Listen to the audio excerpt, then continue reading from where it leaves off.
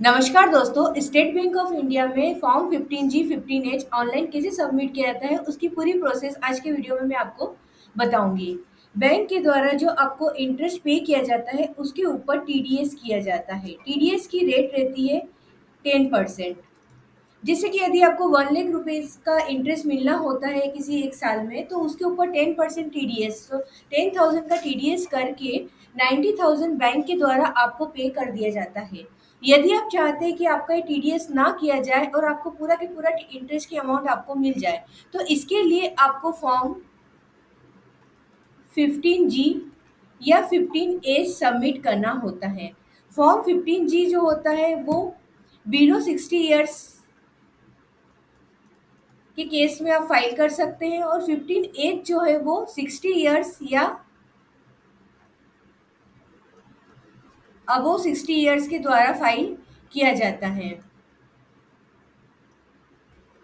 ये 15G और 15H हमको हर साल फाइल करना होता है। ऐसा नहीं कि जैसे आपने एक साल फाइल कर दिया तो नेक्स्ट ईयर आपको फिर फाइल नहीं करना होगा। ये ईयरली फाइल किया जाता है। तो अच्छा, जैसे कि अभी की बात करें, अभी हमारा चल रहा है जनवरी 25। तो इसके लिए अच्छा, ये ईयर जो हम लेते हैं वो लेते हैं हमारा फाइनेंशियल ईयर। तो फाइनेंशियल ईयर का मतलब अगर जैसे हम जनवरी 25 में फाइल कर रहे हैं तो यहाँ पर हमारा जो फाइनेंशियल ईयर होगा वो अप्रैल 1 अप्रैल 24 से स्टार्ट होकर 31 मार्च 25 तक का ये हमारा फाइनेंशियल ईयर रहेगा। तो फाइनेंशियल ईयर क्या हो गया हमारा 24-25, और इसका असेसमेंट ईयर बन जाएगा हमारा 25-26। तो हमको ये फाइनेंशियल ईयर जो रहता है, फाइनेंशियल ईयर मतलब जिस साल की आपकी इनकम होती है। तो अब जैसे अगर हम अभी बात करें फाइनेंशियल ईयर 24-25 के लिए, यदि हमको फॉर्म 15G या 15H फाइल करना है तो हमको 1 अप्रैल 24 से लेकर 31 मार्च 25 तक की इनकम को देखना होता है। अब इसलिए ये जो हम फॉर्म 15G और एच फाइल करते हैं, ज़्यादा अच्छा ये रहेगा कि आप 1 अप्रैल अप्रैल में ही आप फाइल कर दें। इससे क्या होगा कि आपका टीडीएस जो डिडक्ट ही नहीं होगा पूरे साल में। अगर हम लेट सबमिट करेंगे, मान लीजिए कि जैसे अभी हम जनवरी में सबमिट कर रहे हैं, तो हम जनवरी में सबमिट करेंगे तो जो ऑलरेडी टीडीएस हो चुका है उसको वो रिफंड नहीं किया जाएगा। अब हाँ, इसके बाद जब हम फॉर्म 15G और एच फाइल कर देंगे तो फिर उसके बाद टीडीएस नहीं होगा। तो इसलिए हम कब करेंगे, 1 अप्रैल 24 को ही कर देंगे। तो 1 अप्रैल 24 में यदि हम फाइल करते हैं तो इससे क्या होता था, ये 24 और 25 की इनकम आपको एस्टिमेटेड निकालनी होती है। पूरे साल की आपको इनकम आपको एस्टिमेटेड निकालनी है कि हाँ इस साल आपकी कितनी इनकम होगी। चलिए अब इसकी प्रोसेस को हम समझते हैं। तो देखिए, सबसे पहले तो आप नेट बैंकिंग को सर्च आपके गूगल पर सर्च कर लें, एसबीआई नेट बैंकिंग। सबसे ऊपर जो साइड आएगी ऑनलाइन SBI.SBI, इसको सिलेक्ट करके यहाँ पर पर्सनल बैंकिंग में लॉगिन करेंगे। कंटिन्यू टू लॉगिन पर क्लिक करके अपना user name, password, captcha code inter करके लॉगिन कर लें। लॉगिन करने के बाद आपको यहाँ पर ई सर्विसेज ऑप्शन में आपको सबमिट फॉर्म 15G 15H दिखेगा, या फिर यहाँ से भी आप देखिए सबमिट फॉर्म 15G 15H आप क्लिक कर दें। उसके बाद आपके सामने आ गया फॉर्म 15G और या 15H। जैसे 15G कौन फाइल करेगा, यहाँ पे फॉर्म 15G सिलेक्ट है। यदि आपकी एज 60 ईयर से कम है तो वो खुद ही 15G सिलेक्ट करेगा। अगर आपकी एज ज़्यादा है, 16 ईयर्स या उससे ज़्यादा है, तो आप 15H सिलेक्ट करेंगे। दोनों की प्रोसेस बिल्कुल सेम है। उसके बाद यहाँ पर आपकी जो भी एफडी होगी वो उसका नंबर आ जाएगा, वो सिलेक्ट करके सबमिट पर क्लिक कर दें। सबमिट करने के बाद अब आपको यहाँ पर अपनी जो ब्रांच है वो ब्रांच कोड सिलेक्ट करके फिर सबमिट पर क्लिक करना है। यहाँ पर आपकी बेसिक इन्फॉर्मेशन आपकी आ जाएगी। सबसे ऊपर देखिए आपको रहेगा सिलेक्ट टैक्स रिजिम, ओल्ड या न्यू। ओल्ड टैक्स रिजिम और न्यू टैक्स रिजिम, देखिए बिलो एग्जाम्पशन लिमिट से मतलब ये होता है कि जैसे कि यदि न्यू टैक्स रिजिम की बात करें,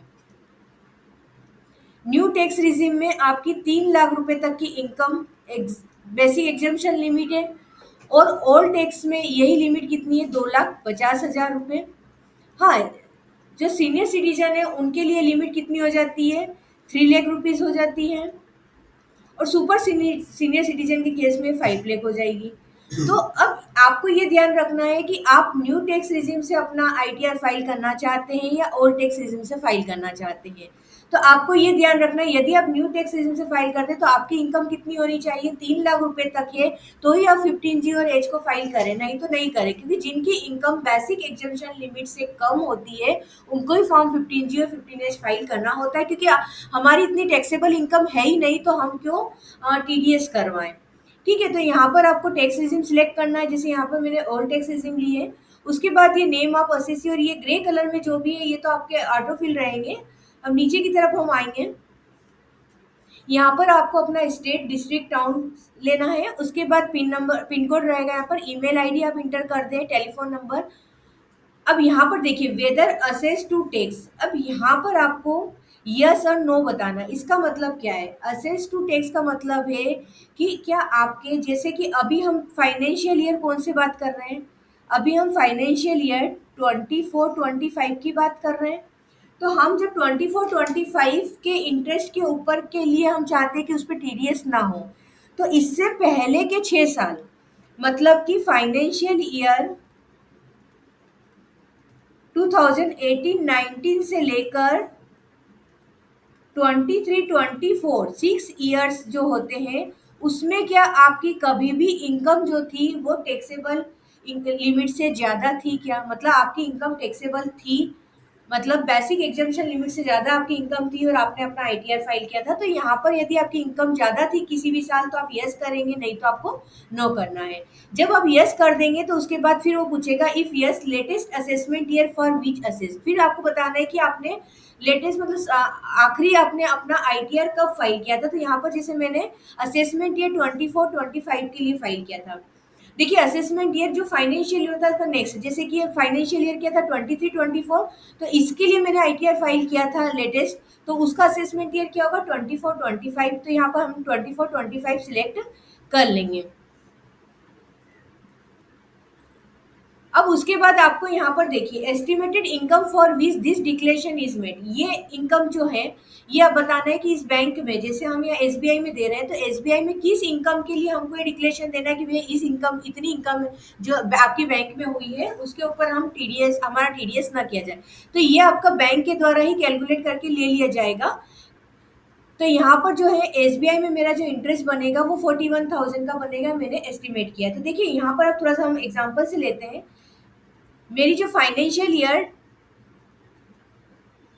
24-25 ये पूरे साल का मैंने एस्टिमेट किया है कि मेरी सैलरी से इनकम होगी 1,50,000। ठीक है, एक आईसीआईसीआई बैंक में भी मैंने एफडी करवाई है, वहां से मेरा इंटरेस्ट मुझे मिलेगा 10,000 का। एसबीआई में भी एफडी है, यहाँ से मुझे मिलेगा 41,000 का इंटरेस्ट, और एक एचडीएफसी में भी एफडी है, वहाँ से मुझे मिलेगा 45,000 का इंटरेस्ट। तो इस तरह से टोटल जो इनकम होगी मेरी वो हो जाएगी 2,46,000 की। तो यहाँ पर देखिए, अब यहाँ पर किसके, कौन सी बैंक के लिए कर रहे हैं, एसबीआई के लिए, तो एसबीआई की इनकम ये अपने आप एसबीआई खुद ले लेगा कि आपकी इतनी इनकम बनेगी, तो 41,000 यहाँ पर आपका आ गया। फिर उसके बाद आप नीचे देखेंगे estimated total income of the previous year in which income mention in column 16 to be included, मतलब ये इनकम भी आपको इंक्लूड करनी है। आपको ये बताना है कि ये जो आपने प्रीवियस ईयर लिया, प्रीवियस ईयर मतलब 24-25, तो इस 24-25 की टोटल इनकम आपको बतानी है इंक्लूडिंग ये 41,000 भी। तो यहाँ पर देखिए मेरी टोटल इनकम कितनी है 2,46,000, तो यहाँ पर मैं क्या लूँगी 2,46,000 मुझे लेना है। अब उसके बाद आएंगे हम details of form number 15G other than this form file during the previous year.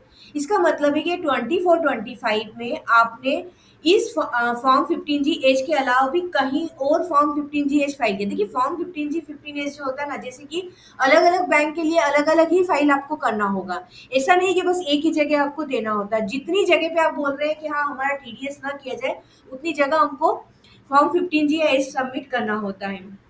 तो क्या आपने इस फॉर्म पर मतलब एसबीआई के अलावा भी कहीं पर आपने फॉर्म सबमिट किया है? तो हाँ, मैंने किया है। एक फॉर्म मैंने सब फॉर्म 15 जी सबमिट किया, तो मैं यहाँ पर कितना ले लूंगी 1। इस फॉर्म को इंक्लूड नहीं करना है हमको। उसके बाद आपको बताना है aggregate amount of income for which form 15 G file. अब बताना है कि यह जो मैंने एक फॉर्म फाइल किया है उसमें हमने कितनी इनकम के लिए दिया डिक्लेरेशन। तो ये हमारा होता है 45,000 का लिए मैंने दिया है। ये कैसे आया देखिए, मैंने आपको बताया था कि यहाँ पर आईसीआईसीआई बैंक में मेरा 10,000 की इंटरेस्ट था। तो देखिए 10,000 का इंटरेस्ट था, तो बिलो जो इसमें बेसिक थ्रेशोल्ड लिमिट क्या थी आपकी, 40,000 रुपए तक का यदि इंटरेस्ट होता है बैंक में तो बैंक के द्वारा टीडीएस डिडक्ट नहीं किया जाता है। तो आईसीआईसीआई बैंक में तो आपका कोई टीडीएस होगा ही नहीं। तो टीडीएस नहीं होगा तो हम 15 जी 15 एच भी हमको फाइल नहीं करना है। ठीक है, तो यहाँ तो हमने कुछ भी फाइल नहीं किया। फिर एसबीआई में 41,000 मिलेगा, जो 40,000 से ज़्यादा है, इसलिए हमको यहाँ पर फॉर्म 15 जी हम फाइल कर रहे हैं। इसके अलावा मैंने सिर्फ एक 15 जी फाइल किया है, वो किया है एचडीएफसी में। एचडीएफसी में क्यों किया, क्योंकि यहाँ पर देखिए इनकम कितनी हो रही है मुझे, एचडीएफसी से मुझे इंटरेस्ट मिल रहा है 45,000 का। तो एक 15 जी में एचडीएफसी में भी दूंगी 45,000 का। तो ये जो मैंने बताया है वो एचडीएफसी में जो वन फॉर्म 15 जी फाइल किया है उसकी हमने क्वांटिटी ले ली, और अमाउंट कितनी अमाउंट के लिए दिया मैंने, 45,000 के लिए। अगर आपने ऐसे ही फॉर्म 15 जी और भी दिए तो आपको यहाँ पर जैसे 3 फॉर्म 15 जी तो आप यहाँ पर ले लेंगे। उसके बाद उन तीनों की अमाउंट आपको टोटल करके लेना है कि कितने कितने के लिए आपने सबमिट किया है। और ये जो 40,000 पे टीडीएस नहीं किया जाएगा यदि पूरे साल में 40,000 होता है, तो सीनियर सिटीजन के केस में ये थ्रेशोल्ड लिमिट 50,000 हो जाती है। उसके बाद यहाँ पे आप नीचे देखेंगे तो यहाँ पर दिखेगा details of income for which the declaration is filed. तो यहाँ पर आप प्लस पे आप क्लिक करें। जैसे ही आप क्लिक करेंगे तो आप यहाँ पर आपकी जो भी आपका एफडी है उसका नंबर आप यहाँ आ जाएगा, नेचर ऑफ इनकम, कौन से सेक्शन में टीडीएस होना है, और अमाउंट ऑफ इनकम आप यहाँ पे चेक कर सकते हैं। आप उसके बाद नीचे टर्म्स एंड ये जो डिक्लेरेशन है उसको आप सिलेक्ट कर लें। उसके बाद सबमिट पर क्लिक कर दें। जैसे ही आप सबमिट पर क्लिक करेंगे उसके बाद फिर आपको कंफर्म करना है, डिटेल्स सब देख ले एक बार, उसके बाद आप कंफर्म कर दें। कंफर्म करने के बाद आपके पास एक ओटीपी आएगा, वो ओटीपी इंटर करने के बाद फिर कंफर्म कर दें। उसके बाद देखिए आपके पास सक्सेसफुली का मैसेज आ जाएगा। तो यहाँ जाके आपका फॉर्म 15 जी सबमिट हो गया है, और अब इस साल में इस बैंक के द्वारा आपके ऊपर टीडीएस नहीं डिडक्ट किया जाएगा। दोस्तों मुझे पूरी उम्मीद है कि आपको ये प्रोसेस समझ में आ गई होगी, और आपको यदि वीडियो पसंद आया हो तो इसको लाइक और शेयर करना ना भूलें। Thank you.